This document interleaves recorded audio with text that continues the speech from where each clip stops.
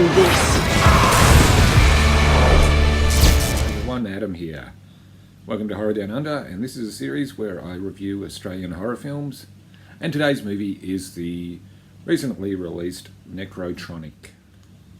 And this stars Ben O'Toole, Monica Bellucci, I think that's how you say her name, Tess Holbridge, and David Wenham. And this was written by Kian Roche Turner and Tristan Roche Turner, and directed by Kian Roche Turner, who did the cult movie Wormwood.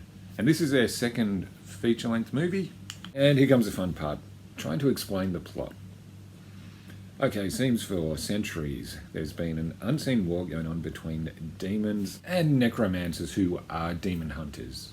But in the modern day, the demons have found a way to travel through the internet and possess people via their phones. And who's controlling the demons is a character named Finnegan, played by Monica Bellucci, able to absorb people's souls to increase her power. You're wondering how they're able to possess people through their phones. And you get an app game, kind of like Pokemon Go, which most people think it is just a game.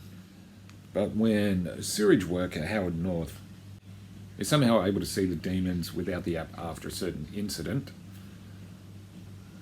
you realise there's something not quite right. It seems Howard is part of the necromancer family, which he didn't know about. He's been shifted around from foster home to foster home when he was a kid.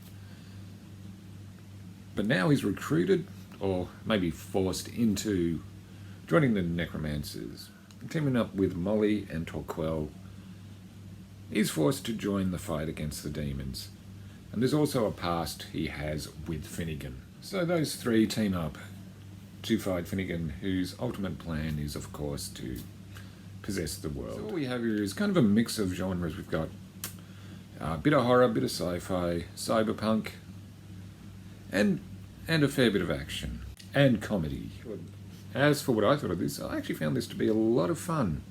There's some pretty good special effects, some actually pretty decent action scenes, shootouts, some great visual effects, and for what isn't a huge budget movie, they've done pretty well. Another thing I liked is the production design. They use a lot of colour, like blue and red, and it kind of felt like a live action comic book, which really suits the tone of this movie. And there is some pretty funny moments in this.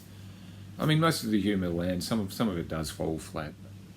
But that's like most comedy. It has some pretty decent gore effects as well. And the three main characters of Howard, Torquell, and Molly are all very likeable characters. They each have distinct personalities. Howard's in a situation he doesn't want to be in at first, with Molly being the very likeable badass, and her sister being the even badasser. Is that even a word? But you know what I mean. So I had a good time with this. One thing I do have to point out, which I'm a bit disappointed about, this to get a cinema release one night in one cinema here at a premiere, and then a couple of days later it went straight to disc. And that was disappointing. I would have liked to have seen this in the big screen. But that's the way it goes here sometimes. I can see this kind of becoming a cult movie after a while.